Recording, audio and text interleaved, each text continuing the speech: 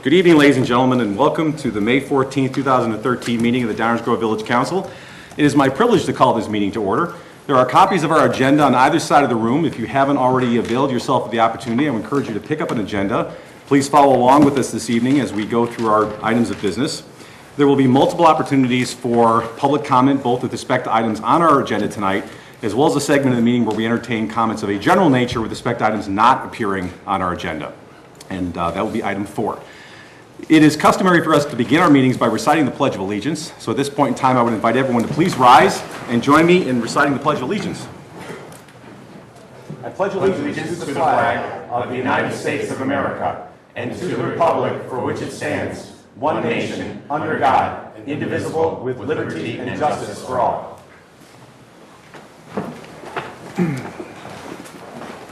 Thank you. And now I'd like to ask our fine village clerk, April Holden, to please call the roll.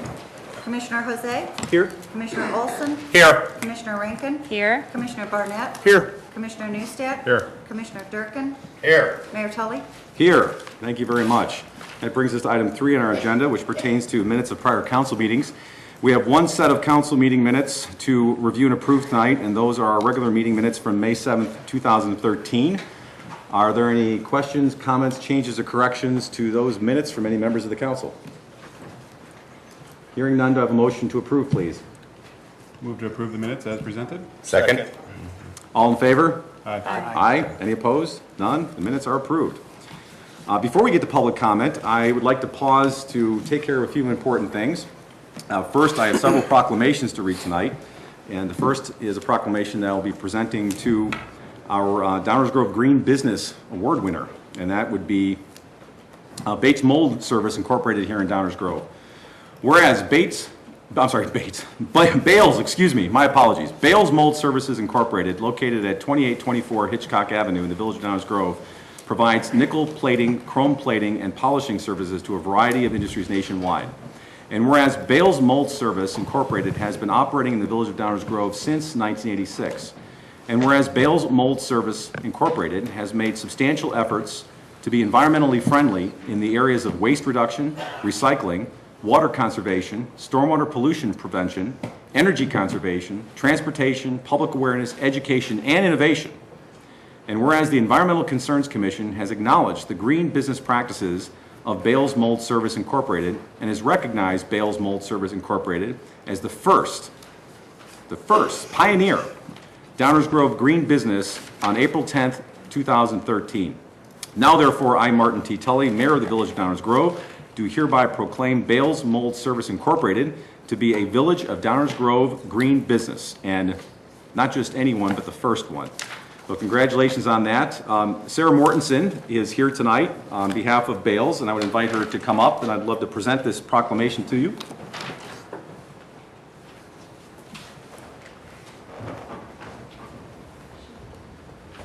The folks at home, come on up here. We got to get you on TV. Congratulations. Thank you for all that you do.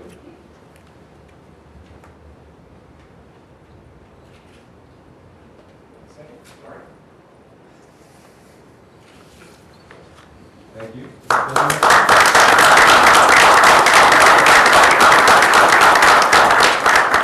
If you'd like to step to the podium, if there's anything you want to say about your efforts, I know that.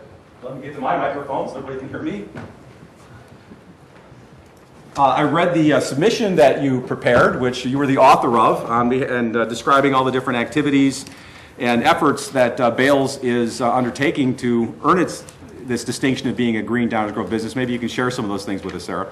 Sure. Well, when I saw the application, I got a group of managers and departments together, and we kind of went over everything that we do at the shop. And we have big practices. We have some solar tracking lights out in the warehouse, and we have little things such as providing our employees with lunch boxes and coffee mugs to reduce their lunch waste. So it was kind of fun when we started going through the application, everyone pouring their ideas in of everything we do, from recycling and wastewater reduction. It was good to have all their input and see what they were doing too. They were really excited. I thought it was pretty neat, especially the slide showing how you cut down the water usage of the floor scrubbers and how all the materials are used to the extent possible. You've even got all the scraps hanging up in the rafters so that instead of having to buy more materials or recycle what you have, you're actually using it. Correct, yeah, they'll break down and reuse whatever they can, and that's been a long-standing practice. And we also don't purchase any shipping materials. We recycle all of our office paper as shredded for packaging, and we reuse our customers' boxes, so. Yeah, all over from shipping to production, we're pretty conscious of our green efforts. Yeah. Well, terrific. We could all learn from your example, and thank you for being so forward-thinking when it comes to being a green business, and congratulations on being the first business in Downers Grove to win that award. One of, I hope, many, many more. Great, thank you so much. Congratulations. And thank you for being here. I have another proclamation.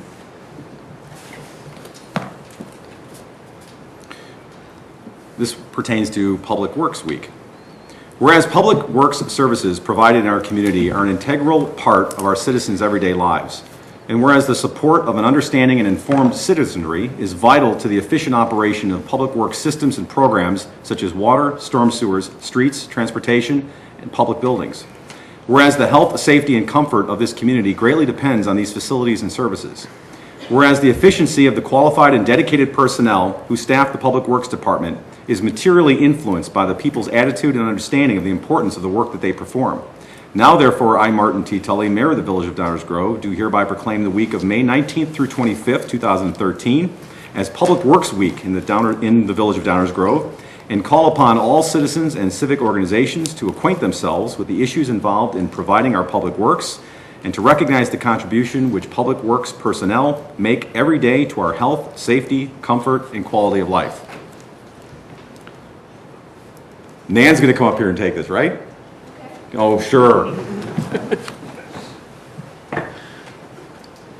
Because it's only 80 degrees out and everyone wants to be outside, so let's... Congratulations. This is our Director of Public Works, who, of course, the appropriate person to receive the proclamation for Public Works Week. Thank you. Thank you.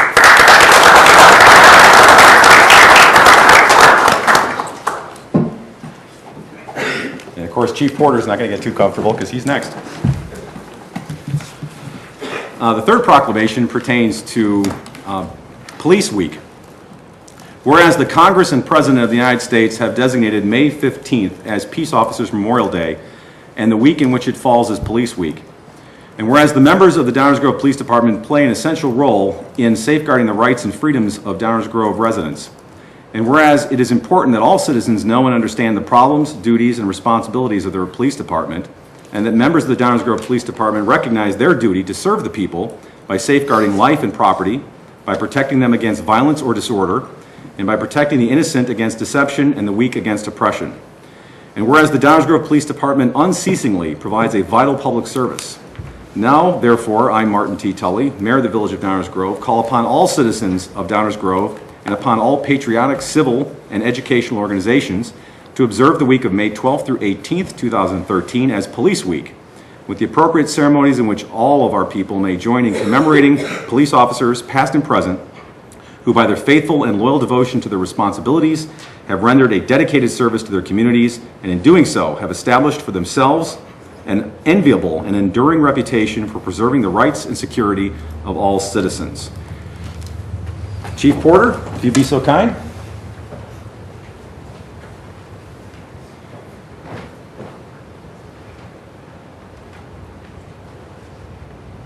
Thank you very much.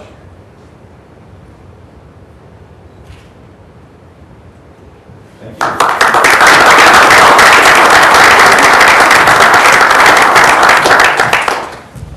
And of course, as part of Police Week, later this week on Thursday at 1 o'clock over at Barth Pond, we will hand the annual Officer Barth Memorial Ceremony, which we'll be hearing more about later this evening, I have a feeling. One more thing before we move to public comments, so I appreciate your patience. We have a very special guest here tonight, and I'd like to introduce him first by explaining who he is and why he's here. As I know my colleagues are aware, the Downers Grove Chamber of Commerce, the best Chamber of Commerce, has partnered with District 99, Community High School District 99, to put together something called their Attainable Futures Program, where high school students have an opportunity to learn about networking, to learn about appropriate business conduct, to learn about etiquette at dinners and whatnot, and to learn about, get an advanced jump on the business world. And one of the things that they do is they job shadow people's careers or job functions that they have an interest in. And there was one young man in the program that asked to job shadow both an attorney and a politician, and so the poor kid got stuck with me. And I would like to introduce him, and he could probably tell you a little bit more about the Attainable Futures program than I can. But Joshua Napinello is here tonight. Joshua is a sophomore at Downers Grove North. And Joshua is sitting at the staff table tonight so we can get a better idea of what it's like to participate in village government. I've asked Mr. Dave Reiner to take good care of him while he's sitting there. I'm just glad that Mr. Dave Reiner got the green tie memo. So Joshua, if you'd like, please come up to the podium, introduce yourself to the village council. We're glad to have you here. Maybe just give us a couple words about what interested you in the Attainable Futures program and what they're having you do. And you're still here, so I know I haven't bored you too much. So as he said, as Mayor Tolley said, my name is Joshua Napinello, and I'm part of the Attainable Futures program, and I'm glad to be here today because it's always been my dream to like be a politician or be a mayor or anything like that, be a lawyer too.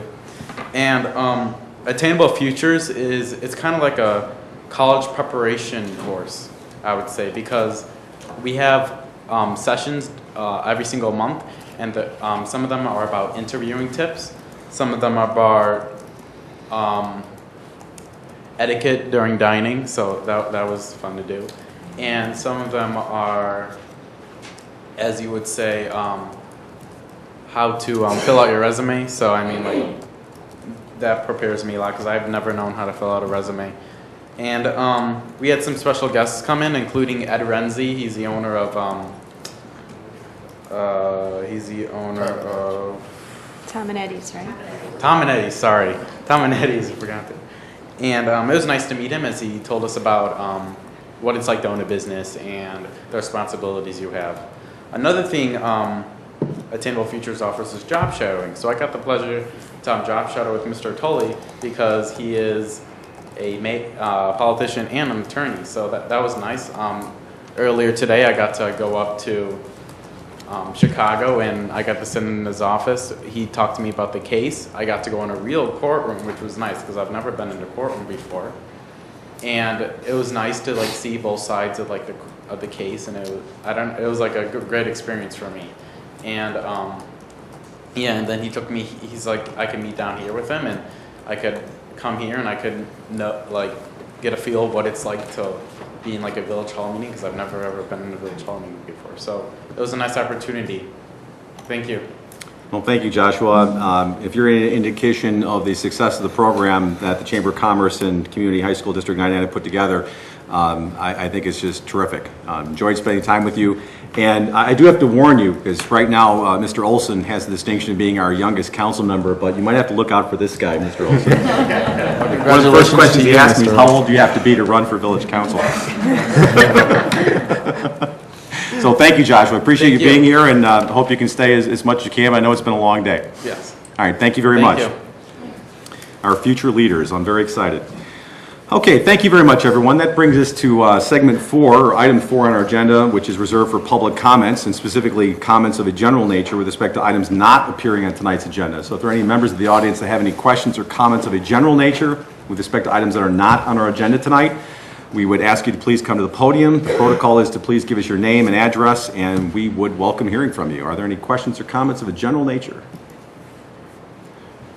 Hearing none, we will move right to item 5, public hearings. We have no public hearings tonight, so we will go right to item 6, our consent agenda. Do I have a motion to approve the consent agenda? So moved. Second. Are there any questions or comments from any members of the audience with respect to any of the items on the consent agenda? Any questions or comments from any members of the village council with respect to the items on the consent agenda? Mr. Rankin. Easy for you to say.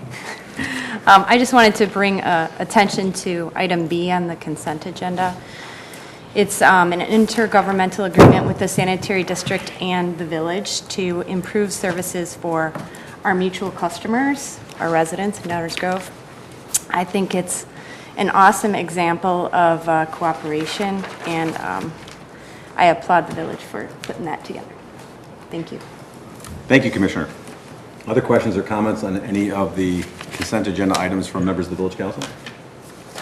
Hearing none. May I have a roll call, please? Commissioner Neustadt? Aye. Commissioner Durkin? Aye. Commissioner Jose? Aye. Commissioner Olson? Aye. Commissioner Rankin? Aye. Commissioner Barnett? Aye. Mayor Tully? Aye, the consent agenda passes unanimously. It brings us to item 7 on our agenda, our active agenda. We have no items on our active agenda tonight, but that's because our first reading agenda is so heavily weighted. We'll move right to item 8. We have 5 items on our first reading agenda, or our workshop agenda. This is when we entertain items for discussion and consideration for possible action at a future point of time. No action will be taken tonight with respect to any of these items. Tradition dictates that we turn over this portion of the meeting for presentation to Village Manager David Fieldman. Mr. Fieldman, good evening. Thank you. Good evening, Mayor Tully and Council. There are 5 items on tonight's first reading agenda, and the first 2 deal with amendments to our liquor ordinance. And here to present both of these items is our village attorney, Enza Petrarca. Good evening. Thank you, Mayor. The first item we have before you is an amendment to the Class E liquor license, which comes as a recommendation from the Liquor Commission. It stemmed from a recommendation, a request from a proposed licensee to apply for a license which did not qualify for any of our existing licenses. Therefore, the Liquor Commission recommended amending the Class E classification to allow recreational activities such as sand volleyball, bags, darts, bowling, dancing, and live entertainment. The Liquor Commission recommends also amending the current amount of liquor licensees for Class E from 1 to 2. In addition to this recommendation, staff is recommending that we amend Class E to insert a provision that would allow the local liquor commissioner to impose any additional restrictions and conditions upon a Class E license. That was considered at both the March and April Liquor Commission meetings, and again, as I stated, they received a positive recommendation. I'd be happy to answer any questions. Thank you. Before taking public comment on this item, or maybe we take public comment on both of them, or just Or the would you first- like me to present this? No, one? let's just stop with the first one. We'll stop with 8A first. But just for clarification, first of all, as I understand it, the request is to, or the proposal is to create a new, to amend an existing Correct, it's to classification amend Class for a E. liquor license. It is not as to whether or not anyone particularly qualifies for that license. It's simply to amend an existing classification and to create a new spot that Correct. someone could apply for. So the next step, if that happened, would be for that person or whoever, or someone to apply for it, and then they would have to go through the normal process. Whether or not they got approval would be another story. That's correct. Okay, and they have to go through the Liquor Commission for that again. That is correct. Thank you. And the other point of clarification is, when the village attorney refers to the liquor commissioner, that would actually be me, just so people are wondering who the liquor commissioner is. So with that, I will open the discussion up for any comments or questions from any members of the public with respect to item 8A, the proposal to amend the liquor ordinance regarding entertainment restaurant facility license. Any questions or comments from any members of the audience? Please, again, the protocol is to come down to the podium, give us your name and address, and we welcome hearing from you. Hello, my name is Nick Thielitz. I live at 6240 Puffer Road. We were here in front of the Liquor Commission on behalf of requesting this license to be amended so that we may apply for it. Our business is Gnarly J's. It's at 1211 Butterfield Road, Suite B. And I just wanted to come here and meet all of you and answer any questions that you guys have about what we're going for. I mean, I understand that this doesn't mean we qualify for it, but we requested that the amendment be made so we could apply for it. Terrific, thank you. What I'll suggest is that since you're here, we take whatever other comments we have from the audience, and then I'm sure if you don't mind, if there are any specific questions, members of the council can ask you to come up if that would be okay with you. Sure. Terrific, Thank you very much. Appreciate you being here. Yes, sir. Hi, my name's Brian Rice, and I live in Darien.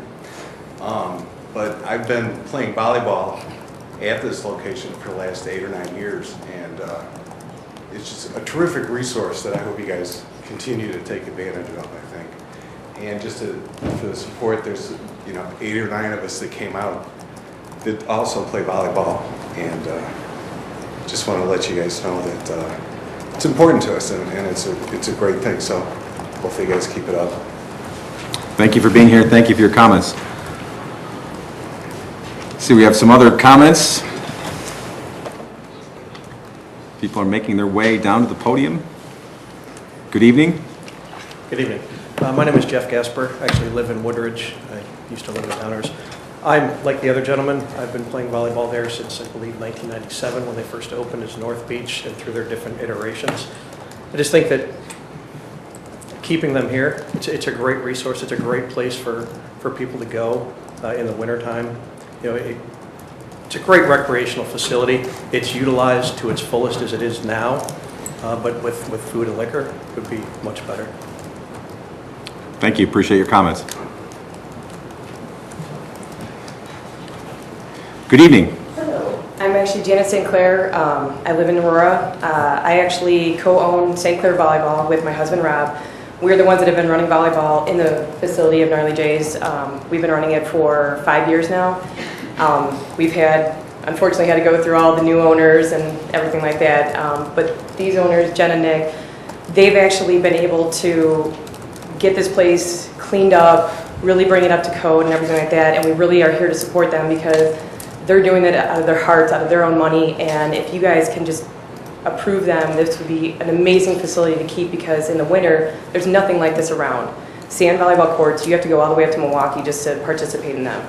So we want to be able to have something local here, keep it within the community, and support them and any businesses around here. So we just hope you guys can consider that and go with that. Thank you. Appreciate your comments. Other questions or comments from members of the audience with respect to this item? Just for clarification again before we go into the council questions, and I appreciate everyone coming down and expressing their support for the, as I understand it, the prospective applicant. But what we're talking about right now is really the step before that, which is to have something to apply for. And that's really what we need to consider right now is whether or not this amendment that's been proposed to an existing liquor license classification should be made or not, regardless of who the potential applicants might be. So we have to sort of consider it generally as it might apply to the entire community. And then if it gets approved in one way or another, then there'd be another process to actually go through and apply for that license. So I appreciate all the good words and support for the potential applicant, but if it sounds like we're discussing something at a much higher level, it's because we're dealing with that prior step, which is agnostic in terms of who it is that might be applying for it, if you get my drift. So with that, I will open it up for questions or comments from members of the council.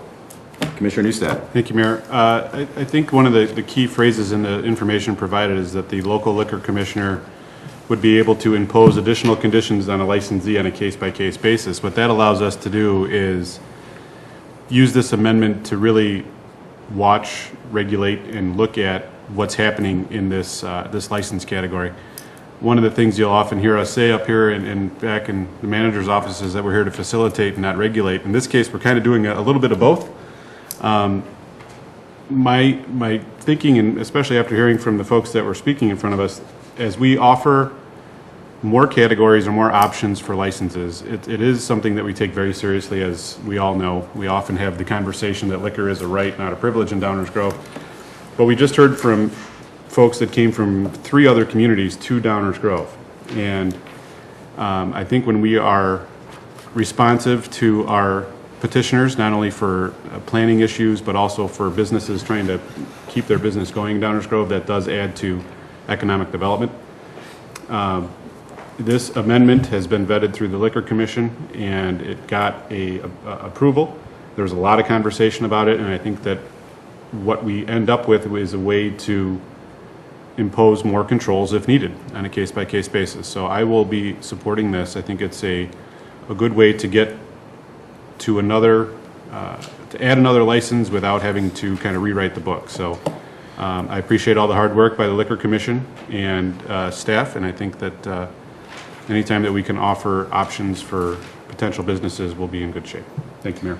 And just to pick up on that, Commissioner, there has, as you point out, there has been language added to what's been proposed from, in addition to what was recommended by the Liquor Commission. So there has been some additional recommendations in the proposed revision to this particular Class E that were not discussed by the Liquor Commission.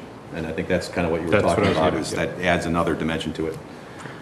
Other questions or comments from council? Commissioner Barnett?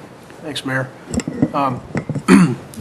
Without getting into the particular potential applicant, there's a couple of things that come to my mind. First of all, I'm in support of the changes recommended this evening. But I think some of the, as I read through the minutes of the Liquor Commission meetings over the subject, and I read through some of the older minutes and think back to some of the times that I spent there, I think one of the things that has been a challenge, particularly with our largest license holders, has been some of the feelings of additional burden that are placed on village public safety services. Commissioner Neustadt said we take seriously our liquor licensing program and recognize it's a privilege, and that's true. I think it's also true that by and large, most of our license holders take it very seriously. If we look back over time, it's always a very small list compared to the whole of license holders who seem to have repetitive, continuous difficulties. And so I support both these things, but I think it might be worthwhile if, whether it's the Liquor Commission or the Liquor Commissioner or the Liquor Commissioner in concert with the council, would start to give some thought to whether or not there's more that could be done from a village policy standpoint, whether it's liquor ordinances or it's fee structures, with respect to trying to recapture costs associated with potential bad participants in our program, if you will. I think one of my colleagues asked for some information about historical police activities, particularly at this site. And of course, that goes all the way back to 2009, but it's a pretty extraordinary number. And so I wonder if we couldn't consider things like specific fees embedded within our liquor licensing program that charge back for things, not unlike we do sometimes with ambulance calls, for instance. I think if we were a little more serious about penalties and a little more conscientious about recapturing costs for those that don't respect the privilege granted, we might find that the whole process went a little smoother. So there's not a specific call for action or a new business item there, but some comments that I think maybe we'd all do well to think through. Thank you, Commissioner. Other questions or comments? Commissioner Rankin?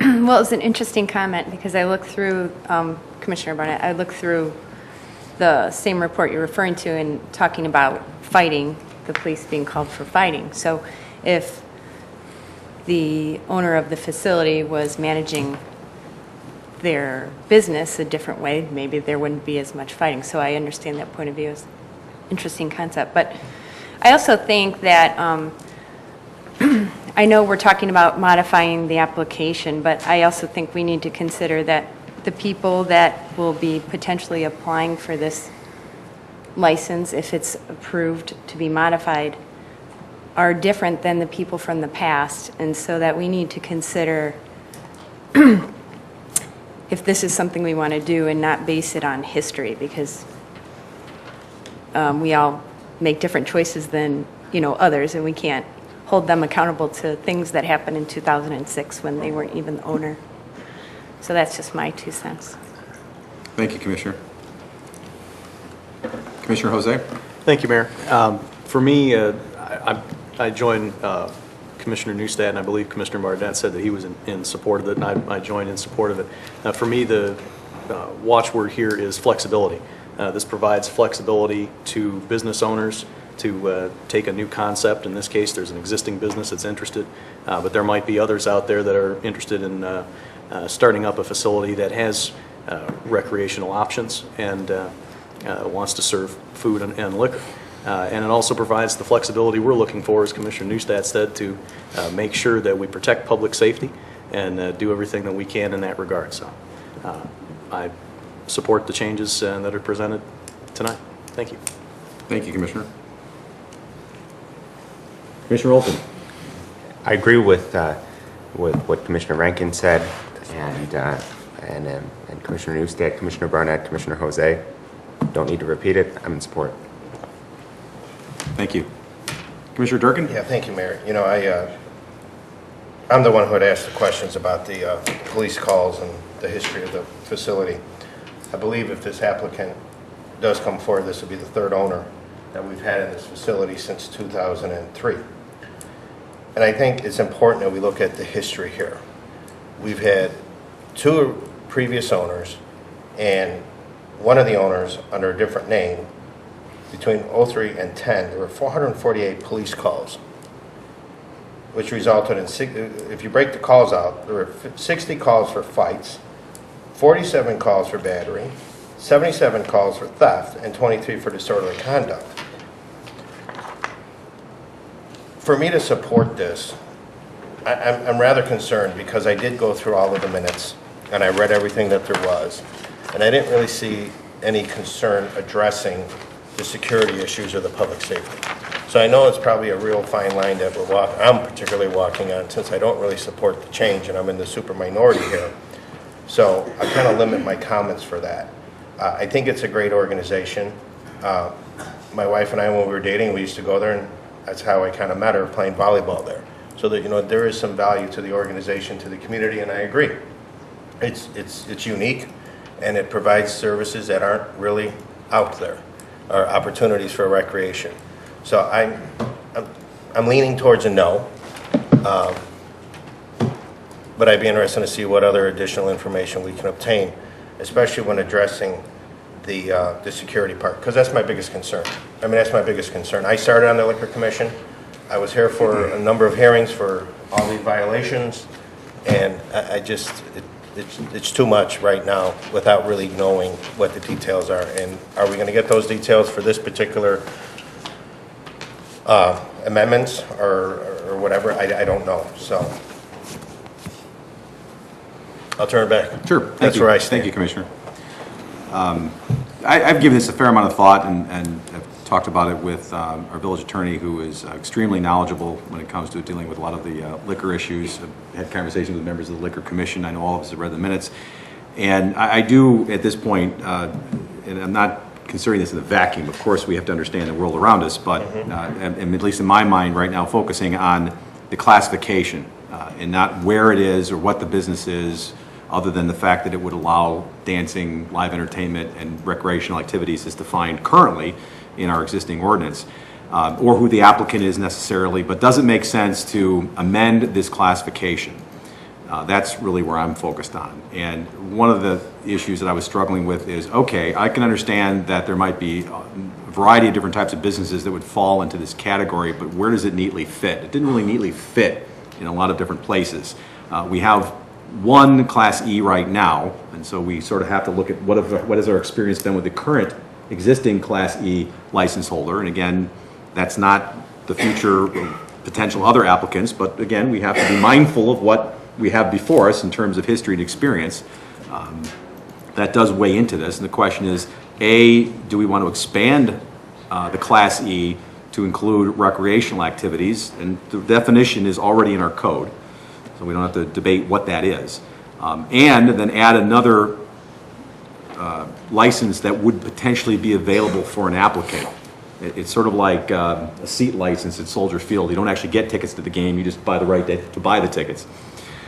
Do we create another one? And so I still want to look more closely at our experience with our existing Class E license holder, because I think that weighs upon whether or not we want to have 2 of them, or 3 of them, or 4 of them. I think the amendment itself is, in terms of adding recreational activities, doesn't bother me so much. What I do like is the other addition, which was not something that came from the Liquor Commission, but was something that was suggested afterwards, which is that the license shall be subject to any other additional conditions or restrictions imposed by the local liquor commissioner, either at the time of initial issuance or renewal of the license, which provides, I think Commissioner Jose said, flexibility in that potentially we could create a spot, create a license, allow for the recreational activity. Any applicant, whether it's Gnarly J's or somebody else, would have to apply for it, go through the Liquor Commission, demonstrate qualifications, and whatever issues might be specific to that business or that location, the Liquor Commission could certainly take that into account, make recommendations to the Liquor Commissioner, again, that would be me, in terms of what conditions might be appropriate because of the unique nature of that licensee or the location or whatever, because as Commissioner Neustadt pointed out, we do take the control of liquor very seriously. Obviously, it's the kind of thing that if handled properly can make for a very vibrant, successful business, but if not handled properly, it can have very terrible consequences. And that's what we're trying to avoid. So right now, I think I'm leaning towards the expansion of the classification isn't necessarily a bad idea, because I think there are some things that don't fit neatly in other places that would be the types of businesses we would want to encourage in the village. And creating another one that would give someone the opportunity to pursue it, and yet knowing that we have the flexibility either at the time of the issuance or on annual renewal, if we learn from a year's experience that there needs to be some conditions imposed upon a particular location or a particular licensee that concerns us, we have that flexibility, and it could even include some of the things that Commissioner Barnett was talking about. Don't want to speculate as to what they might be right now, because we're still at that 30,000 foot level where we're talking about the classification and not the location, its history, the owners, or any of those things. But again, Commissioner Rankin is right. We don't operate with blinders on. We obviously are aware of this and have it guide our decisions.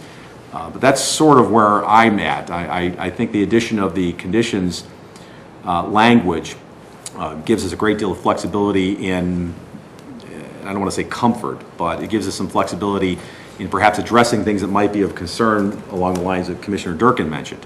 At least that's where I'm sort of at right now. If we didn't have that additional conditions language or restrictions, I'm not so sure that I would A, see the need for this, or B, necessarily be comfortable with it.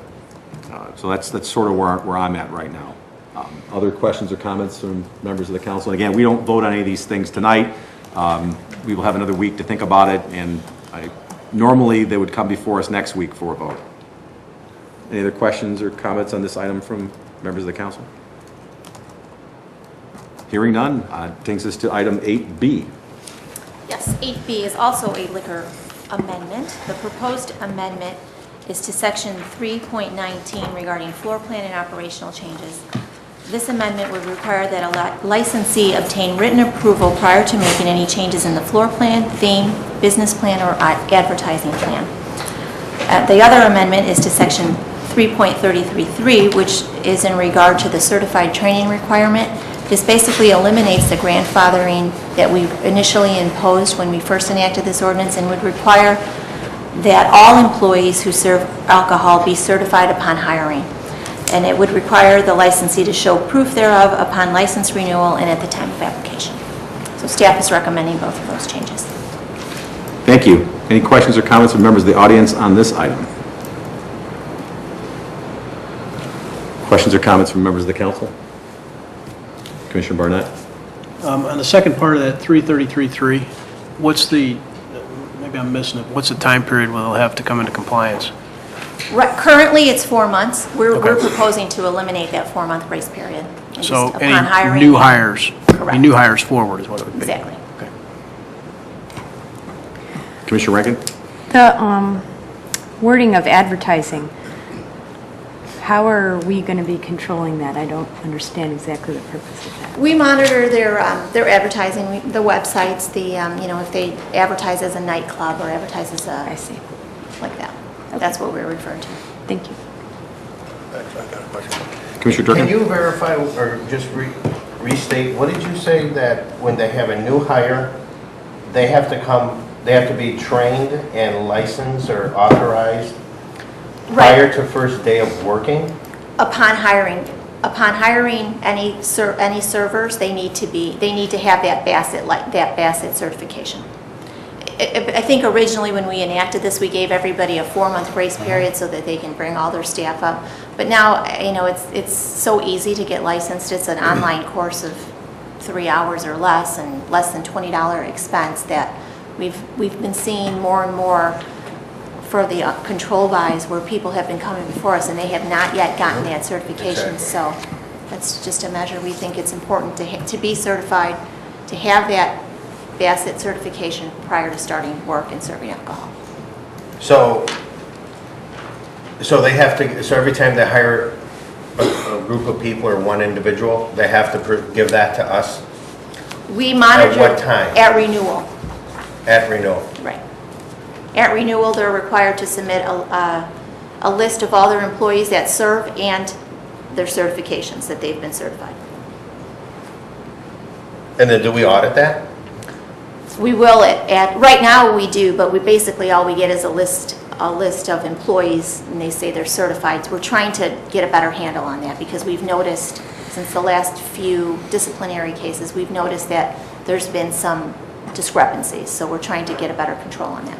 See, I commend you for doing that. I really do, because that was one of the things when I was there we would always come across, and that was when they changed the license from vertical to horizontal and vice versa. But my only concern is if we mandate it, there's got to be a way that we enforce it. And that was one of my big areas of concern when we used to state you had to have so much in sales of food versus liquor, and we never mandated that, because I financed many bars and I never looked at that, knowing that the village could pull the license that quick and then they'd be in default. So I would support that, but only if we can get more information on how we're going to audit that. Right, well, what we would do is, if someone comes before us on a disciplinary and they do not have that certification, that could also be an additional violation. So it gives us a little more teeth. Which then goes back to what Commissioner Barnett is recommending, that we look at additional fines or heavier fines. Right. Okay. Yeah. It'd be another enforcement tool, basically, for us. Okay. Right. You got another question? Sure. On this advertising thing, I get it, the reasoning, but this is really likely going to end up as an aggravating circumstance, right? I mean, because the reality about a website is it can change minute to minute, and there's no baseline. It's not like on an application there's a baseline snapshot of the website that's gone back to compare to. So we're really looking for kind of flagrant situations that become aggravating on other violations, right? In some cases, yeah. Yeah, okay. I think it's actually, well, that and I think both of these changes are I think, welcome because they do provide additional enforcement mechanisms. But the one in particular about licensee shall not be making changes to the floor plan that would alter seating, entertainment area, or liquor service area, or make changes to the theme, business plan, or advertising for the licensed businesses. And we might be able to look at some language that would make that even clearer. But I think this was needed because in addition to being a particular potential aggravating factor, it also goes to the situation where, not that this has ever happened, where we have a business who comes in and presents themselves to the Liquor Commission as A, and then things change, and 9 months later they become B, and that was not the grounds on which the liquor license was issued. This makes it very clear that that is not something that we are going to tolerate, and it gives us the enforcement mechanism to do a number of things, including withdraw the license. Because I think we have the right, and given that it's a privilege and not a right, that we get what has been represented to us as what the nature of the business will be. Advertising is one form of that. There might be some other ways that we can add to that list to make it even clearer that we're not inviting chameleons. Sorry, I just want to jump in on that comment. Well, no, you're spot on, Mayor. I'm happy with all these changes. I guess what I was alluding to at my first comment on the last subject was just that let's do that. Our licensees are, I don't know what the total number is, but if we have 100 licensees, we have 97 of them that are working real hard to follow our rules. Absolutely. And then we find we have 3 that are, not taking it seriously. Right. And so we need to be pretty serious and pretty firm with those 3 when those occasions occur. And firm meaning, don't tell us how you'd like to be penalized. Here's what you're going to suffer. You're going to lose your license. Yeah. Okay. If you change your spots, you're going to lose your license. That's would be the colloquial way of putting it. Other questions or comments? Hearing none, that brings us to item 8C, as in cat. Which is consideration of an award of contract for the construction of a new water main in the recently annexed areas. And here to present the background information on this item is our Public Works Director, Nan Newman. Good evening. Good evening. A motion is requested to award a contract for the water main loop for the recently annexed area to Patnick Construction, Inc. of Franklin Park, Illinois, in the amount of $639,340. The scope of this project includes the installation of a new 8-inch water main within the recently annexed area north of Burlington Avenue and west of Belmont Avenue. The residents within this area presently receive their water through private water wells, and the village is obligated to provide them with water as their wells fail. The project will be funded from the proceeds of the 2012 bond issuance, And as they connect to new mains, residents will pay for connection, meter, and inspection fees to the village, and they will hire a private contractor / plumber to install the private service from the Buffalo box to their home, and possibly some internal plumbing modifications as well. If this contract is approved, staff will host a neighborhood meeting to discuss this process with the residents in the area, as well as the timeline for the project that we are proposing here. A call for bids was issued and 12 bids were received. Patnick was the low bidder and has satisfactorily completed comparable projects for other communities, including Woodridge and Chicago Ridge, and in 2010 completed the Washington Street storm sewer replacement for the village. Staff recommends award of this contract to Patnick Construction, and I'd be happy to answer any questions you might have. Thank you very much. Are there any questions for any members of the audience with respect to this item? The proposed contract to Patnick Construction, excuse me. I mean dyslexia tonight. Any questions from the audience? Questions from the council? Commissioner Olson? I just want to, I'm fully supportive of this, and I want to point out the fact that the fiscal year 13 budget includes $1 million for this project, and the bid that was $639,340. Significant savings. I commend staff for working with the bidders to get this and to have so much savings so we can continue to improve our infrastructure with this savings. So thank you. Thank you, Commissioner. Other questions or comments on this item? Hearing none, that brings us to item 8D, as in David. This is a second contract. It's a motion requested to award a contract for the 2013 new sidewalk installation and right-of-way accessibility improvements to A-Lamp Concrete Contractors of Schaumburg, Illinois, in the amount of $569,860.05. The work includes the installation of over 9,000 feet of new sidewalk, as well as right-of-way accessibility improvements. This year's new sidewalk program consists of sidewalk along the following street segments. We have Aubrey Terrace, Maple Avenue to the south end, Eldon Place, Bunning Drive to 59th Street, Bunning Drive from Eldon Place to Fairview, Wall Place, 59th Street to the north limit, Katrine Avenue, Wisconsin to Curtis, and Wisconsin to the south limit, Wisconsin Avenue, Belmont Road to east limit, Janes Avenue, Inverness to Wisconsin, Staten Street, Grant to Lincoln, Florence Avenue, Ogden to its south limit, and Chicago Avenue right-of-way from Stonewall Avenue to Cornell Avenue in the area of Hooper's Hollow Park. We have 3 accessibility improvements, which include the area of Highland Avenue and Franklin Street at St. Joseph's School, 4600 Woodward Avenue, which is a mid-block crossing, and Linscott at Grant, which is an intersection close to Pierce Downer School. We have conducted 2 public meetings with residents in these neighborhoods and over the course of the last 6 months, and received comments and adjusted our plans to accommodate concerns and areas that residents have identified in those neighborhoods, and have accommodated those in our plans. We received 6 bids for this project, and staff recommends award of the contract to the low bidder, who is A-Lamp Concrete. They successfully performed as a general contractor last year for the Valley View Estates reconstruction project for the village. And they've also successfully recently completed projects in Bartlett, Skokie, and Lombard. And we look to get this project underway soon, have the work completed before school starts, and we look forward to another successful sidewalk contract. I'd be happy to answer any questions you might have. Terrific. Thank you, Nan. Any questions or comments from members of the audience with respect to the sidewalk installation bid? Questions or comments from members of the Village Council? Commissioner Durkin? I know Commissioner Snow would be very happy to hear that your words there, it will be completed before school starts. So thank you. That means a lot. I know to her, but also to me. So thank you for making sure that that is part of the contract bid as you guys go out and do that. So thank you very much. Thank you, Commissioner. And Commissioner Waldeck would be glad to see that both of the contractor report cards were included for both these bids. Yeah, exactly. So we'll channel our 2 former colleagues. Other questions or comments on either one of these items?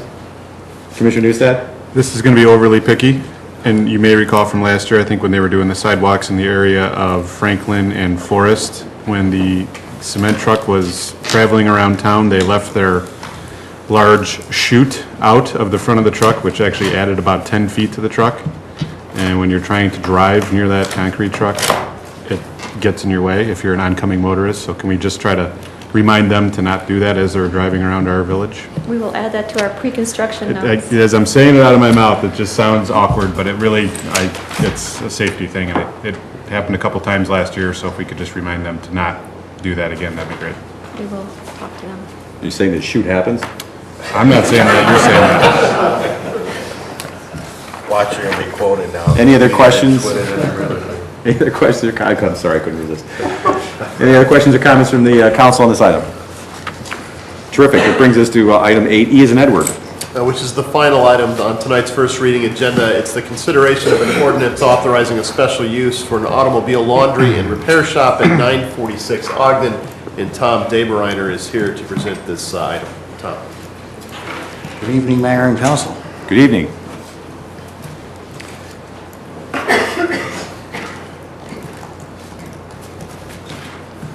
can't advance without the screen.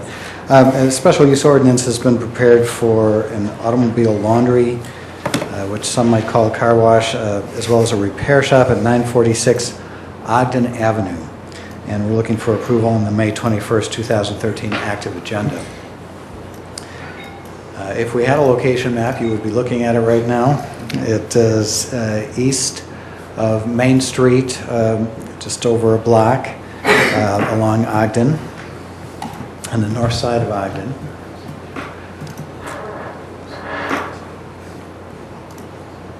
Yeah, look at that. And there we are, right about there. Here is the site. The petitioner is proposing to renovate. You see a red square outlining what appears to be two buildings. Well, we're treating that as one building, and we're really focusing on the eastern half of that building. Here's the site plan, and we're really focusing on the building that I show in blue there, looking to renovate the eastern half of the building for the proposed automobile business. The proposal calls for the creation of 7 interior service bays, 4 for automobile detailing, 1 for minor automobile repairs, and 2 for intake and evaluation. There is a little bit of discussion in the report about exactly what that means, should you have any questions. The patrons would access the site alongside the western building or through the alley to the north and enter from the north. It's a one-way through. You would exit directly onto Ogden Avenue. Here, all of the parking requirements are met or exceeded, actually. Here is a look at the building from across the street. That's the portion that we are talking about. This is the parking lot in the rear. You remember that rectangle upper left of that site plan. This parking lot would be improved, and I think to everyone's benefit. There would be no work in that parking lot, just storage of vehicles before and after they are worked on. The site-related improvements include parking lot improvements, including things like landscape islands that will enhance the landscaping back there. All the repair work will be inside, as I mentioned, and that includes oil changes, radiator flushings, air conditioning, recharging, tune-ups, brake work. And there would be signage also added to the site to help better direct patrons around to the rear of the building. These are the planning and zoning items that we looked at. This would be consistent with the comprehensive plan, which shows this area as corridor commercial, and of course has the auto orientation. I believe the applicant did a windshield survey that showed something like 55 out of the 300 or so businesses along Ogden Avenue as having this kind of auto orientation, so it fits in quite nicely. It would seek to rezone that parking area that's to the rear of the site, to the north of the site, to B3 to help achieve another comprehensive plan goal as well as an Ogden Avenue master plan goal, so it does go back that far, to add some depth to the property. It has been a parking lot for decades. It would continue to be a business use, and that makes more sense, and actually provides some opportunities for some improved buffering for the residential to the north. The Plan Commission recommended approval, by the way, of that rezoning just on May 6th. So that will be coming before you as a separate item in June. The use itself is permitted as a special use, which requires approval in the B3 General Services Highway Business District. And the special special use standards have been met. Those are found in section 28.1902 of the Municipal Code. Plan Commission met on this item on April 1st. Okay, I was waiting for somebody to insert a joke about April 1st. No fooling. So Plan Commission found that the proposed automobile laundry, I gave you the opportunity, really. Plan Commission found that the proposed automobile laundry and repair shop was appropriate along Ogden Avenue and compatible with the corridor commercial designation in the comprehensive plan. They found that the request met the standards, as I mentioned, of section 28.1902 from the zoning ordinance for approval of a special use. And the Plan Commission recommended approval by a unanimous vote. I'd be happy to try to answer any questions. Thank you very much for the presentation, Mr. DeBreiner. Are there any questions or comments from any members of the audience with respect to this matter, the proposed special use for an auto laundry and repair shop? I like auto laundry much better than car wash. Spin cycle's a little rough. Any questions or comments from members of the audience? Questions or comments from members of the Village Council? Commissioner Durkin? Are we going to be eliminating, or not we, the petitioner, are they going to be eliminating any curb cuts, any current curb cuts? Well, for this particular exit, there is only the one. You really are channeling Commissioner Schnell tonight, aren't you? Yeah, I guess I'm the most senior guy, so I kind of have to take that role on, right? No, so we're not, there aren't any that we're going to do. No, right, and because it is a separate business to the west and to the west of them. Thank you, Commissioner. Other questions, Commissioner Barnett? The project is fine with me. I have a couple questions on 4249 parcel, though. That's the Highland Avenue parking area. I think you'd mentioned that maybe there were some opportunities for additional buffering. I read somewhere in there there's going to be some landscaping islands. Correct. What kind have we heard from the petitioner, or do we know from experience what kind of actual parking load is on that? And the reason I'm asking is I'm wondering if there's an opportunity for certainly the buffering comment you made, but also for additional stormwater storage opportunities. That whole parcel and the one in front of it and the Walgreens next to it is all pavement. It is all pavement now, and if we back up, you get a really good sense of what that looks like now. Any kind of landscape islands is going to provide a little bit more opportunity for stormwater to soak in, so it does provide that benefit. It's actually a net improvement, so it's in compliance with our stormwater ordinance. It doesn't make things actually any worse, certainly. A couple islands are pretty minimal, though. If you had a half-used lot, you could get a fair amount of storage for 3, 4, 5 parcels adjacent, way beyond islands. I'm just wondering if we ought to be talking about that, since we're going to helping them rezone, talking about special uses, the OASIS program in the background. There's a lot of public value kind of in play here, and I see a lot of pavement in one spot, and I wonder about the actual load usage on that lot. The petitioners here tonight, they wanted to address the comment about the usage of that parking lot and the opportunities. Sure.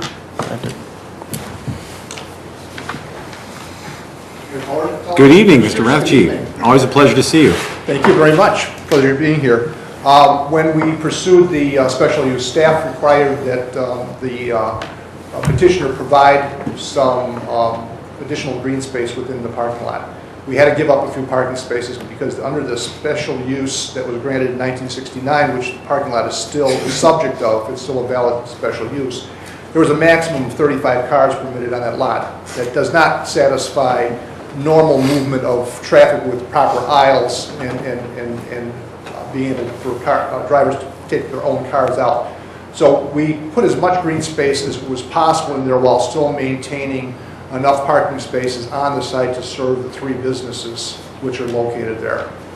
The landlord has indicated that if he's able to, as part of his sprucing up the site from the Oasis grant, if he can come up with some marginal additional green space, he'll make every attempt to do that. But it's a very, very tight site, building-wise and parking-wise, that other than the landscaping area that's on the Highland Avenue side of the property, a bit on the north side, and the new islands, it's about all we have that we can give up and have the property still function.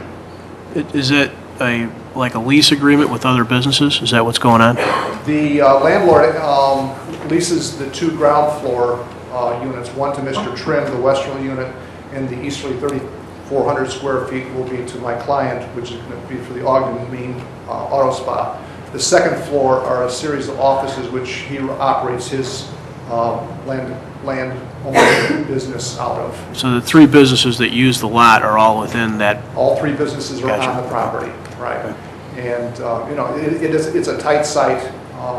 The site was only developable because of the special use that was granted in 1969 on the parking lot to the north, which is one of the authorized special uses in the R1 through R4 single-family residence districts.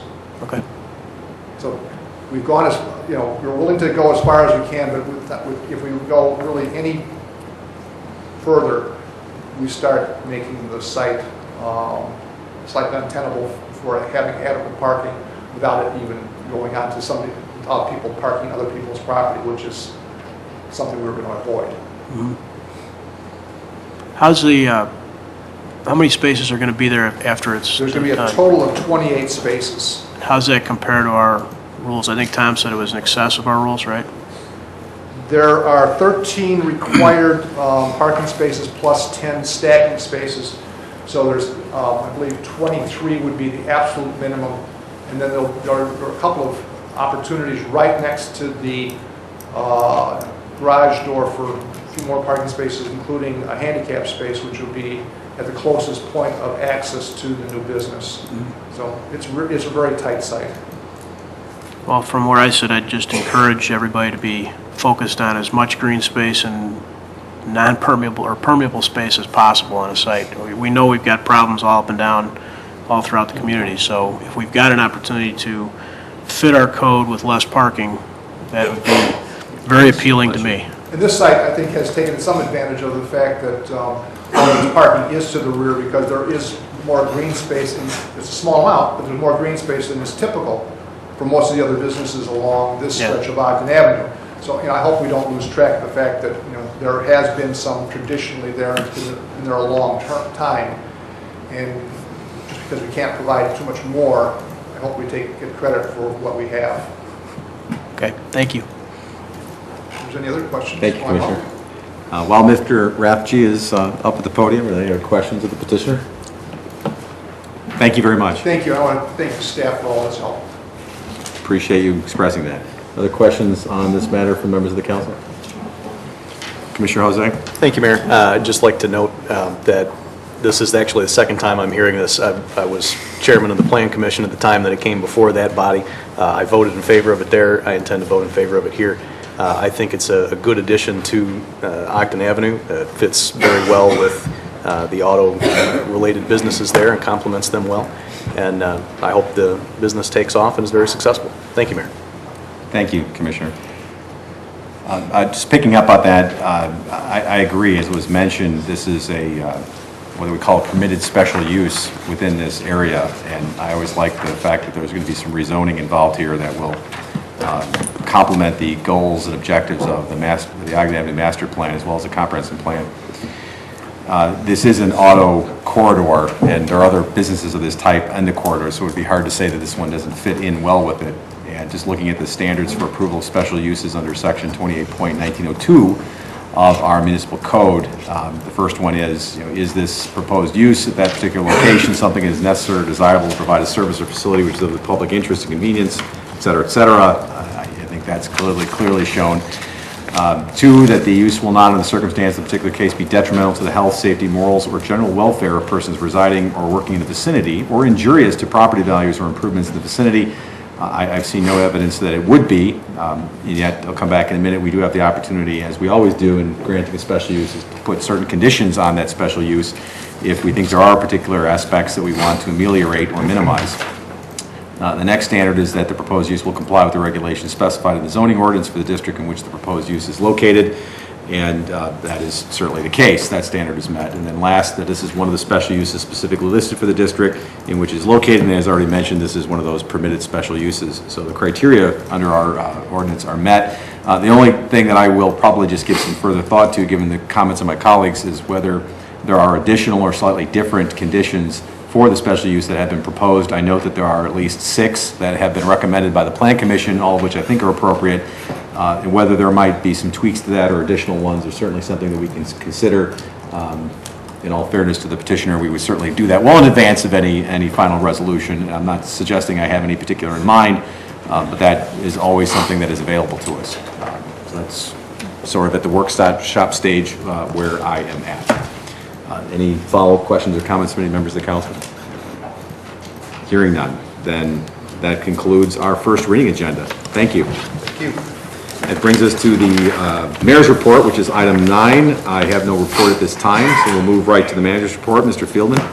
Just a quick note that residents are able to apply for reimbursement for losses due to the recent storm through a FEMA program. We have information on our website. Residents interested in applying for federal disaster relief funding can go to our website, click through, get to FEMA's website, and hopefully recover from any uninsured losses due to the recent storm. I think this is, we owe a big thank you to everybody who applied, participated in the application process, the survey process. It ended up FEMA turning around that decision very quickly. I think it was directly related to the information that we had gathered for them. That's all we have today, Mayor. Thank you. Well, thank you for mentioning that. And I'll just pick up on that. When we last reported on this topic, that is the efforts to have FEMA declare the area disaster zone for purposes of obtaining both public assistance as well as individual assistance. We commented last time that we thought the public assistance was probably going to be available. That helps out the municipalities and others that were involved in their efforts and expenditures with respect to the flood damage, but it's really the individual assistance component that most residents are interested in. That's much more difficult to attain, and I think we're trying to manage expectations and being realistic that it might not be forthcoming, and if it was, we weren't going to see an answer for 5 weeks. And I think within days of sort of giving that less than sanguine estimation of whether or not it was going to be forthcoming, we got word that the federal assistance was available. So that's terrific news. I think you're understating it, actually. The speed at which it came and the fact that it's available at all, I think, is terrific. Hopefully that will go to some length to help residents who were adversely affected by the extraordinary flooding events that took place in April. I think that's terrific. So thank you for bringing it up. And as the village manager mentioned, there is additional information about the individual assistance program through FEMA and how you go about applying for it on the village website, which of course is www.downers.us. Thank you very much. That brings us to our village attorney's report. Thank you, Mayor. I have 3 items to present this evening. The first is an ordinance authorizing a special use to permit an automobile laundry and repair shop at 946 Ogden Avenue, an ordinance amending floor plan changes and certified training requirements, and finally an ordinance amending the entertainment/restaurant facility license classification, all of which will appear on next week's agenda. Terrific. Thank you very much. Brings us to item 12, councilmember reports and new business. Do we have any items of new business from any members of the village council? Commissioner Rankin. I would just like my colleagues to consider, we had a resident speak to us last week, and they expressed the damages they had for flooding in their home, and they asked us to possibly waive permit fees. And I'd just like my colleagues to consider the concept of waiving permit fees for flood-related improvements. Thank you. Thanks, Commissioners. To pick up on this, we had received an email from a resident who then came and spoke to us, raising the topic of, because of the extraordinary, hopefully unique event that took place in April in terms of the extent of the flooding, whether as a further effort to try to help our residents, and we did do the special garbage pickup with respect to flood-damaged items as in recognition of this one-time extraordinary event and the impact it had upon our residents. The other question was with respect to permits that have to be issued specifically to repair damage caused by the flooding, would we consider alleviating in some way, whether it's waiver or at least a reduction of those permit fees for flood-specific damage. And I think last time we indicated to that gentleman that we would look into it. We've gotten some information. I'm sure Commissioner Rankin is probably echoing my reaction, is that I think that's probably something that would be appropriate under the circumstances. So if others are interested in that, I know Commissioner Barnett has mentioned an interest in that as well. I think it's an appropriate item of new business if the rest of the council is also interested. We can move very quickly on this. It would take just a minor amendment to our fee waiver policy, which we could have ready next week. So we'd be looking just for head nod direction today to prepare that for next week.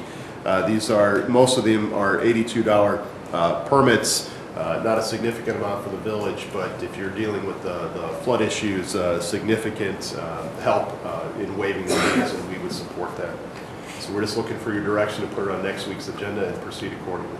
Sure. The only thing I would add to that is if there was a way to accomplish it without actually without actually amending our fee waiver policy, that would be ideal. So I would challenge our village attorney to perhaps explore a different path to get to the same result. We could do that. Because we don't necessarily have to tackle an elephant in order to achieve something in the short term.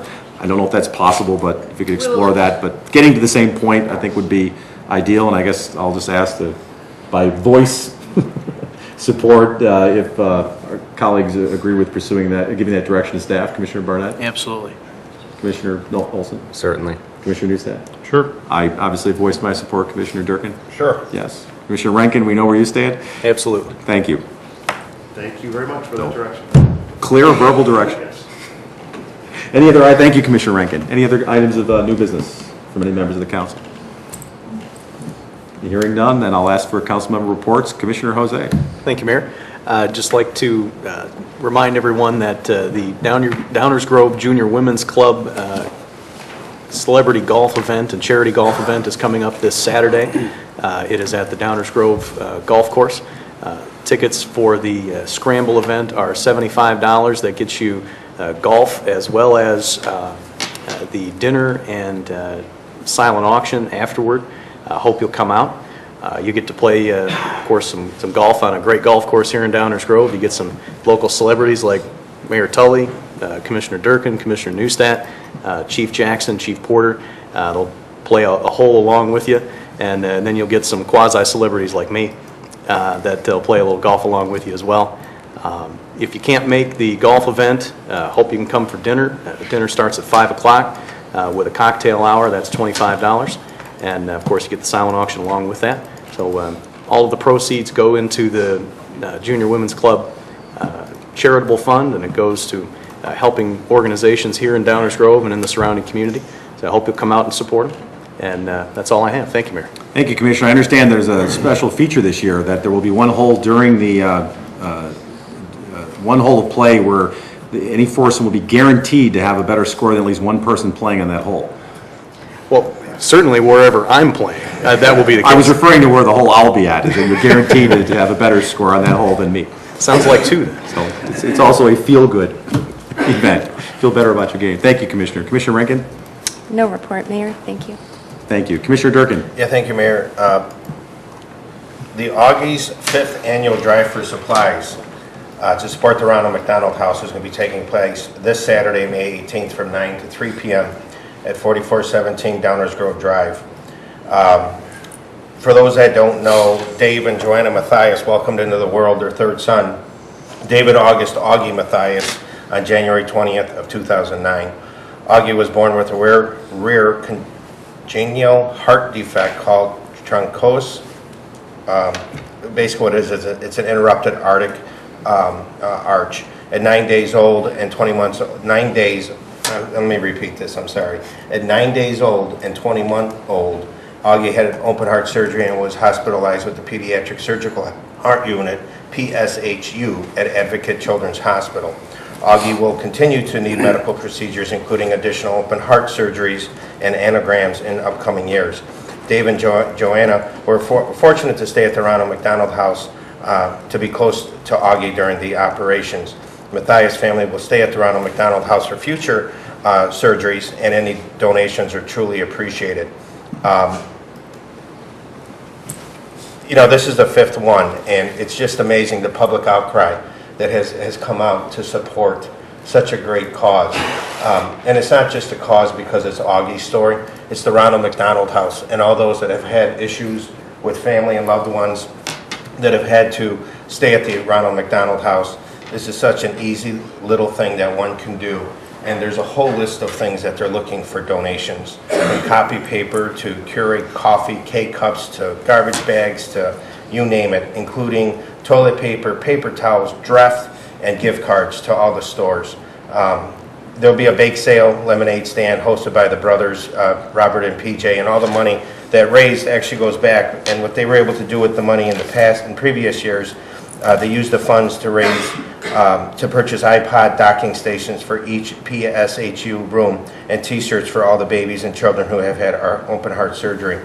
There's actually a YouTube video that was put together for this. So if anyone has any desire for any additional information, please contact any of us up here on the council staff, and we'll be happy to get it out to you. It's a great cause. Saturday is a very busy day. With this going on in midday, you got the golf outing later in the afternoon, and then we'll be having our first Coffee with the council. Yeah, coffee with the council at the Downers Grove Market at Main Street. So we look forward to seeing everybody somewhere, somehow. Thank you. Thank you, Commissioner. Commissioner Barnett. I have nothing, Mayor. Commissioner Olson. A couple things. Wanted to highlight the opening last Saturday of the YMCA and Village co-sponsored Downers Grove Market, the Farmers Market downtown.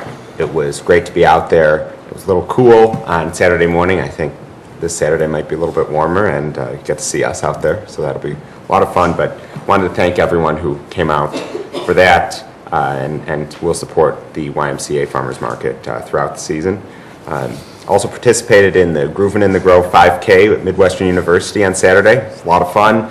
Thanks to the folks at Midwestern for putting on a great event. And finally, just wanted to highlight the Public Works Open House this Friday afternoon, 3 p.m. to 6 p.m. at the Public Works facility at 5101 Walnut Avenue. You'll get to be behind the scenes of Public Works and tour the facility, ask questions, and this is a family and kid-friendly event as well. So hope you can get out there to celebrate Public Works Week and see some of the great things that are happening in our village. So very excited with all the events coming up. Thank you, Thank you, Commissioner. More importantly about Public Works Week and the open house, big trucks. What else do you need to know? Big Absolutely. trucks. Commissioner Newstead. Thank you, Mayor.